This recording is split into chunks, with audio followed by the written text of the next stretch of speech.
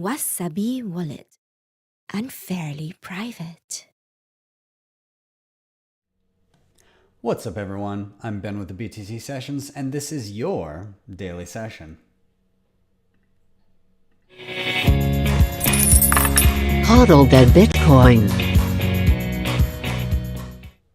Before we dive in, of course, shout out to sponsors of the show, LEDN.io. This is where you can use your Bitcoin for a variety of different services. Now, I've been using and working with these guys for well over a year now, had great experiences myself. And the first thing I ever used them for was a Bitcoin-backed loan. So in my instance, I was in a pinch, needed to get my hands on dollars, but I didn't want to sell my Bitcoin for a couple of reasons. One, that's a taxable event. And two, I was worried about having to buy back in at a higher price point. So I was able to deposit my Bitcoin and get a loan to my bank account in dollars, Canadian or US dollars, within 24 hours. When I paid that back, I got back exactly the same amount of Bitcoin. Now, they do have a couple other offerings. They've got their Bitcoin and USDC savings accounts, which have interest rates up to 10%. And they've got their B2X offering, which uses the same loan mechanism to buy more Bitcoin on the spot, which effectively doubles your Bitcoin. So if you want to check them out, there's a link in the show notes down below. If you use that link and opt to get a loan, you will get $50 worth of Bitcoin for free, and you'll be helping out the show at the same time. And secondly, if you want to help out the show in another way, and you're into privacy, well, that's one of the things that I use in my arsenal of privacy tools is a VPN. NordVPN, I have this on my computer and my phone and my tablet and basically every internet connected device in my home. And so what it does is it hides your browsing data or encrypts your browsing data. It hides your IP address, and it also has some other added benefits like unlocking geoblock content. So if you want to access something that's not available in your region, you just change your region from within the app and all of a sudden it's available to you. If you click the link and opt to get NordVPN, you can get 70% off and a month free. It ends up being about $3.49 a month. So not a bad deal. And really, if you're using especially public Wi-Fi, very, very important that you're using a VPN, whatever that VPN may be, because you have no idea how secure those connections can be, and a lot of your data can be leaked there, very sensitive data, especially if you're a Bitcoiner. So be sure to check it out nonetheless. And with that, let's dive into the news.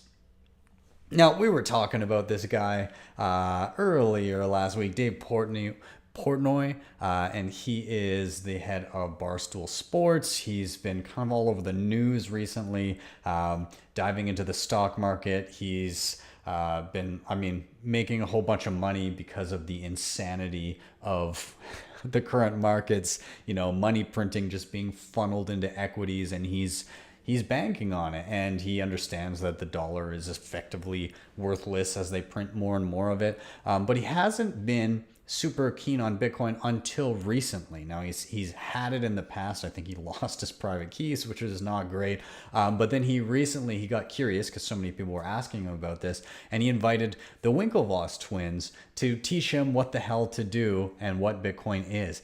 And well, they obliged him. They went to his house. They sat down. He dropped this the other day. They sat down, chatted about how to get Bitcoin. Of course, they onboarded him to Gemini, their own exchange based out of New York. But he dropped a whole bunch of money into Bitcoin. Now, he also dropped this video, which is about 10 minutes long, of them kind of talking about Bitcoin, learning how to get it on the exchange, so on and so forth.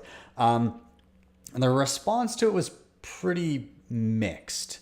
Mostly on the part of how the Winklevoss twins handled it. Obviously, like Dave, he hasn't dove really down the Bitcoin rabbit hole. A lot of people were seeing this as an opportunity to potentially, orange pill him to really understand, or at least start on the path to understanding Bitcoin. A lot of people think that the Winklevoss kind of shit the bed here. And so what did they talk about? Well, they talked about Bitcoin and kind of its value proposition in terms of being a better gold for the internet era, which, yeah, absolutely. But then it kind of went a little bit off the rails. They ended up talking about how gold is not going to be valuable because Elon Musk is going to go to space and mine asteroids for gold, and it will rain down like as abundant as sand, which okay, in a far off future, potentially we're mining asteroids for gold, but I mean, I don't think that's its number one value proposition for Bitcoin. And there are a lot of other routes that could have been gone down to better understand this. A lot of people, I think my favorite response was Matt Odell from TFTC, just fuck you guys, and went on a rant about it and said his DMs are open if Dave actually wants to learn about Bitcoin. I mean, yeah, I guess I would echo the sentiment of it could have been a lot better. There were a lot of points where I was like, what? Just say this, just say that. And either way, he appears to be quite sold on Bitcoin. So he ended up dumping 200 grand into Bitcoin. Unfortunately, he ended up also dumping like 50 grand into Chainlink, which he has no idea what it is or what it does. And then he also started talking about creating his own coin, because of course, and they're discussing creating Dave coin, and Dave Portnoy is talking about like pumping his coin and it'll be worthless, but like people might buy it, which is basically the sentiment of like the ICO craze of 2017, and I think kind of what we're seeing with a lot of the DeFi shit that's coming out now. Yeah, so all in all, not great, but I mean, he's on board. So he tweeted out this video the other day. He said, hey, Bitcoin, see you at 12K tomorrow. I don't know how close he is to that now. I think Bitcoin is around 11.8, somewhere in there at the time of recording this. But the video is ridiculous. It's literally from the movie Armageddon, and he's got like his head and the Winklevoss heads and Elon Musk's head superimposed on this scene from Armageddon as they're boarding the rocket ship, and it's like an epic speech going on. I mean, it's funny. I find it funny what's happening. I even posted, where was it? I retweeted this, and I was just kind of like reflecting on how insane last time was. Oh, okay, here's what I said. I said, we haven't even hit the previous all-time high yet, and we've got accounts with 1.7 million followers, which is Dave, tweeting stuff like this. Can you imagine what the incoming mania is going to look like? And I firmly believe that. Like, we've got guys like Dave Portnoy who have a whole bunch of eyeballs on him tweeting shit like this. We're like halfway to the previous, a little bit more than halfway to the previous all-time high. But like, can you imagine the eyeballs that are going to be on this shit and the types of accounts that are going to be talking about this stuff post previous all-time high? I mean, yeah, it's going to be wild. I firmly believe we're in for an insane 2021, but hey, time will tell. Moving on here, the Fed says it is developing an experimental digital currency. Welcome FEDcoin. It was only a matter of time, but let's clarify. They're not looking to create a digital dollar yet.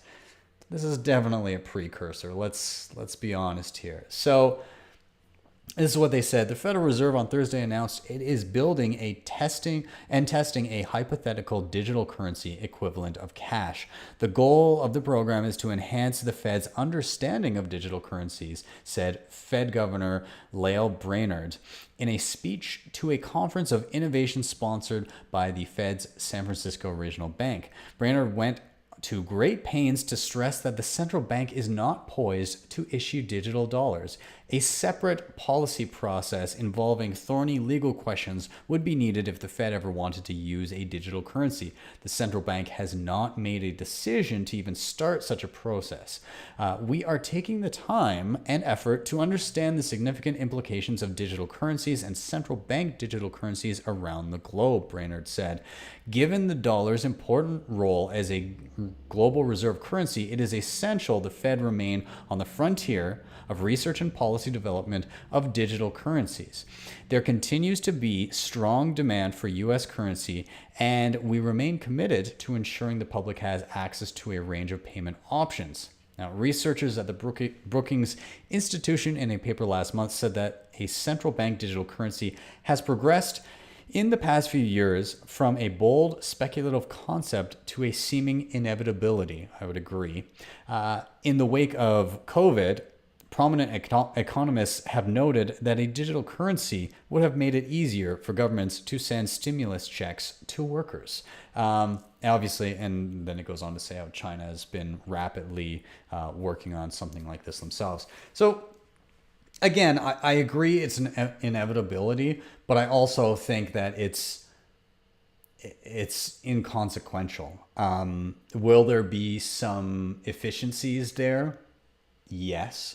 But that will also come at costs too. So if a little bit easier to get money to people, a little bit easier to implement things like UBI, but a lot of people don't understand that UBI, just like creating money, doesn't create wealth. There's a limited number of goods and services available out there. And if you just create more money, it just means a larger portion of that money is going to be used in order to obtain those limited goods and services. So the net is, it's a zero-sum game. There's always going to be a specific amount of money to purchase a limited amount of goods, and that amount of money can grow and shrink. It doesn't matter. It's the percentage that matters of where it's allocated, I suppose. So yeah, I think it's central banks either feigning that they're still relevant or actually believing. I'm inclined to think that they actually believe they're still relevant and will continue to be the dominant way that currency is handled. And they're just thinking, well, we can just digitize and that's the innovation, when really the whole reason for digital currency, for Bitcoin in the first place, was to escape the failed monetary policies of the Federal Reserve and other banks, central banks around the world. So yeah, sure, we'll probably see a digital dollar, but who cares? Let's move on. Party is over for BitMEX users that have been skirting KYC.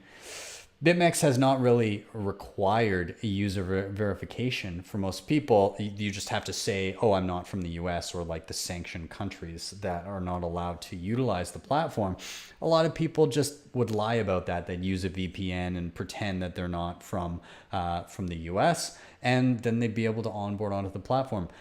Not the case anymore, though. So reading from the BitMEX blog here, it says, we will be launching our user verification program at midnight UTC on the 28th of August 2020. So coming up pretty quick here, where all customers will be asked to complete ID checks within the next 6 months. These new controls will enable us to create a more trusted and secure trading environment for all BitMEX users. Very positive spin on this. As part of the new initiative, we will also be unveiling details of basically they're just like fluffing it up so that it doesn't sound as bad. Oh, here's a positive thing. Also, we need your ID stat. Anyways, what new requirements can users expect? The user verification program will require individual users to go through a 4-step process similar to ID checks that are on many other cryptocurrency exchanges. Individual users will be prompted to upload a photo ID and proof of address, take a selfie, as well as answer a few multiple choice questions about source of funds and trading experience. It should take about 5 minutes to complete from start to finish. So basically, I mean, BitMEX is absolutely massive derivatives trading platform, like billions and billions going through there on a daily basis. Funny thing, actually, I interviewed the CEO, Arthur Hayes, back in 2016 when I was in Hong Kong. At the time, he had me up to the office. Very nice, by the way, great guy. Had me up to the office to talk about what he's doing, what he's working on. And we came in, it was like nice kind of big floor to the space. We went into a back office and sat down. And so I was like, oh, hey, so you guys have this floor? Or he's like, no, we have this office, which was about the size of my home office that I'm in right now. It might have been smaller. Now that I think of it. And it was me, my wife, and Arthur Hayes sitting in this tiny office of BitMEX. And to see the change not even 4 years. It was like by the end of 2017, it was insane how much things have changed. And they own the most expensive real estate on the planet in like downtown Hong Kong now. It's crazy to me, but nonetheless, I think this is a trend we're going to continue to see. This is clearly regulatory pressure. They don't want to be shut down. They don't want to be basically hauled into court. I think that they're just posturing based on some of the regulatory pressure they've seen across the board. And I mean, what does this entail for Bitcoin as a whole? Well, I don't know. Will you see volumes change on this? Potentially. I maybe not. Either way, everybody that's using this platform now everything's gonna have to be above board, because you're not gonna be able to get by trading millions and millions of dollars or more without anybody knowing who you are, at least here. So we'll see. But it also could bring a certain level of I guess it'll be a little bit more transparent. There'll be a level of transparency to everything when it comes to the platform, in that people may not be able to screw around as much because they're worried about having eyeballs on them and consequences for their actions. So we shall see. Let's move on. I wanted to bring attention to this piece from the blog at Knox Custody. So this is touching on, the other day we talked about Microstrategy. This is a company that's a fairly large, like over $1 billion market cap company on the NASDAQ, a publicly traded company that took its cash reserves and dumped them directly into Bitcoin. Again, like the company has a $1.2 billion market cap, and they converted their $250 million of their cash treasury, like all into Bitcoin. And they bought up, oddly enough, 0.1% of Bitcoin's entire supply. So they bought 21,454 Bitcoin in total. So this was huge news, but there's been more discussion around it, and I just wanted to point that this article is excellent. It outlines kind of everything that's gone on, and it outlines the idea. I'll just read a little bit from it. So now that Bitcoin has been adopted as a primary reserve asset by MicroStrategy, a well-capitalized NASDAQ listed firm, other companies will be forced to sit up and take notice. Amid recent economic downturn driven by globalized lockdowns and supply chain disruptions in the first half of 2020, companies slowed down their investment programs, reduced costs, and raised cash reserves to adjust to the economic uncertainty. The companies comprised of the NASDAQ 100, the index of the 100 largest non-financial companies traded on the NASDAQ stock market, are now sitting on nearly $1 trillion in cash. US tech moguls like Microsoft, Google, and Apple are accumulating more cash than ever. Now, this goes on to talk about how the stimulus is actually hurting cash. You can't go on and print, and I think there we go, around $6 trillion and expect that cash to maintain its purchasing power. And I think that, and this article posits that this move by MicroStrategy and people like Paul Tudor Jones and other institutional players that are starting to come into this space are realizing that sitting on cash is becoming a liability. And their actions are reflecting such. So I just want to say kudos to the guys over at Knox Custody, and in particular, I like the author here, Tib. I know you on Twitter.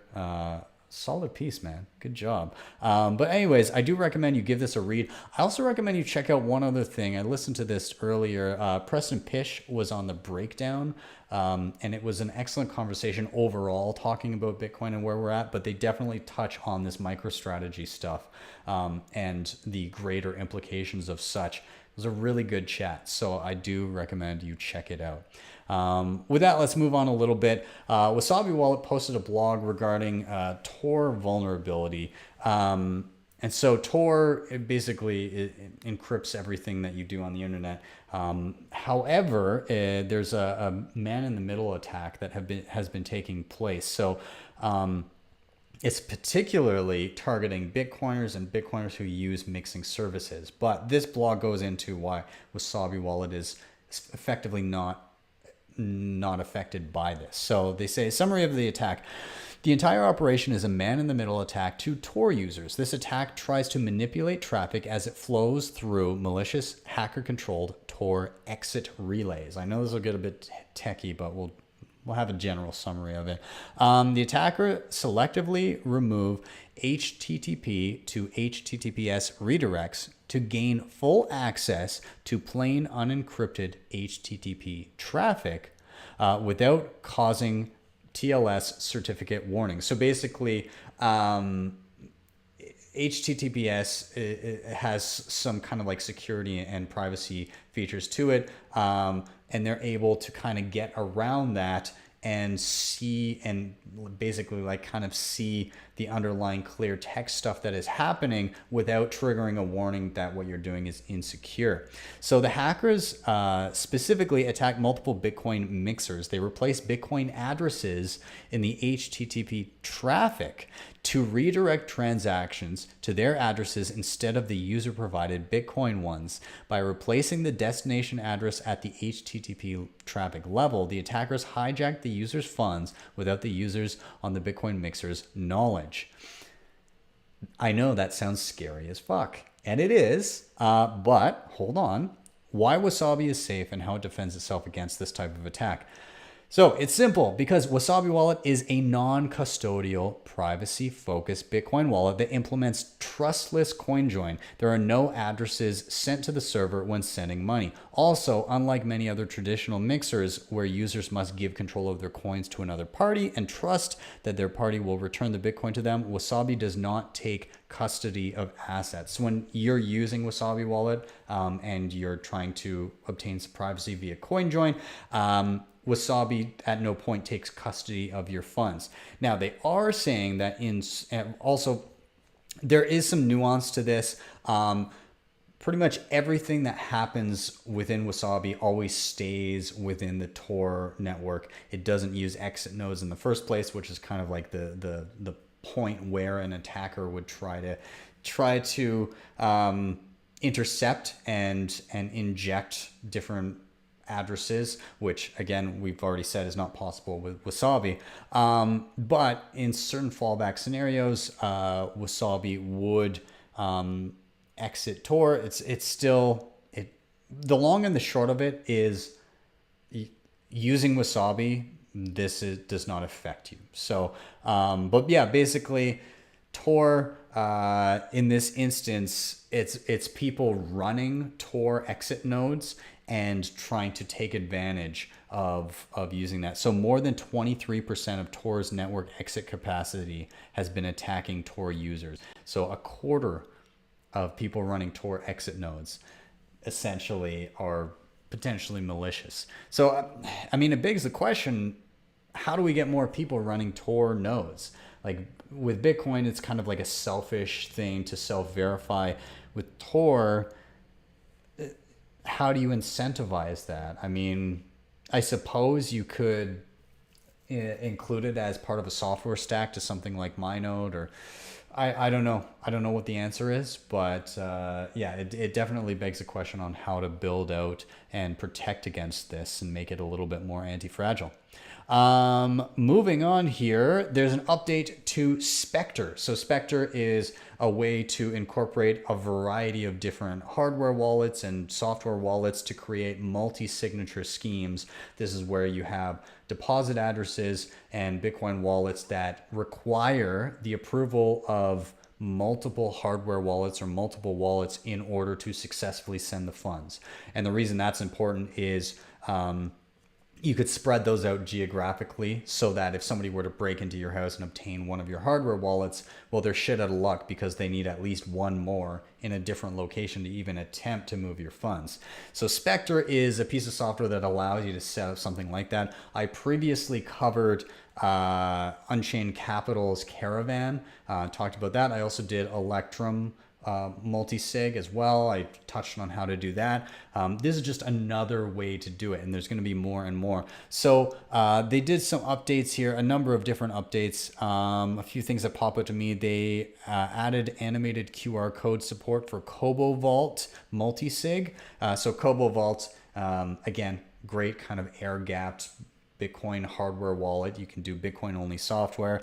Yeah, so animated QR codes are where multiple QR codes flash in a whole bunch in a row to get enough information across instead of having to scan, skip. It's just another way to convey information. Just a number of issues fixed. What else did they do? Yeah, just kind of like improving the detect device speed. Just a lot of, and Trezor and Keep Key change address verification. A whole bunch of different things. I've been diving into Spectre a little bit. As you can see, I'm kind of like setting up. I've got a Kobo on here, a cold card, the Electrum wallet, just playing around with their multi-sig. There is an update to this. I'm doing this through MyNode, and MyNode itself hasn't done the update that Spectre just issued. So I'm kind of waiting on that to play a little bit more. But all in all, definitely a cool piece of software, and kudos to Crypto Advance for continuing to iterate on this. If you are running it, you can go check out their GitHub. I'll link that down below, and you can download and run the newest one now. And finally, I wanted to let you know there's a new Bitsy Academy piece today talking about using Lightning Network with varying levels of control. This is from the guys over at Verify. Thank you guys for this. And they talk about kind of the Lightning Network, its proliferation, and how you can either do full nodes, fully technical for technical users, setting up your own channels, having your hands on every lever and button of the whole system. There's custodial wallets, things like Wallet of Satoshi and Blue Wallet, their default setting, where it's, you don't have control of your keys. It's basically custodial, but because of that, you don't have to worry about liquidity or anything like that. And then there's kind of the in-between solutions like Phoenix Wallet and Breeze Wallet that kind of abstract away the difficult bits, but you still hold your own keys and your own coins, and kind of like that right mix of easy, but also not relying on a custodian. So excellent breakdown. Obviously, there's a bunch of tutorial videos that I've inserted in there to kind of complement the write-up that they've done. But yeah, highly recommend you check this out. I just want to highlight this while we're here. Let's go back to Twitter. But somebody tweeted out today, they just dove into Lightning. And here we go. This is it. Again, like this kind of gives me pause to be like, good, we're going in the right direction. So Carlos here tweeted out, I spent 2 years afraid to lose my money on Lightning Network. This week, I finally put aside a few minutes to read a tutorial. Thanks, BTC Sessions. Thanks, Carlos, for the mention. And installed a couple of wallets on my phone. I'm still blown away how easy it is to start today. And I said that I expected to see a lot more of these moments over the next year, and that the difference between 2018, when Lightning Network launched, and now, the ease of use and the iterations that have come in between to get to this point are pretty staggering, to be honest. And so kudos to Carlos for taking that leap. If you haven't, read that article, take a look at some of the videos and dive in. Why not? It's worth experimenting. Anyways, guys, I'm going to wrap up there. Thank you so much for watching and or listening. If you are here on YouTube, please do hit like, subscribe, and share. All of those things really do make a difference and really do matter. So please like, subscribe, share. If you want to help with the show in another way, you can hit up the sponsor I mentioned down below. That was LEDN.io. Link if you want to check them out, potentially get $50 worth of Bitcoin for free, or grab a VPN to help with your privacy online. And finally, if you really liked what you saw, you can always drop me a Lightning Network tip at my tippin.me page. That is tippin, tippin.me/@BTC sessions. And with that, I'm out. Have yourselves a wonderful evening, a wonderful weekend, rest of the day, wherever the hell you are. And I will see you next time for your daily session.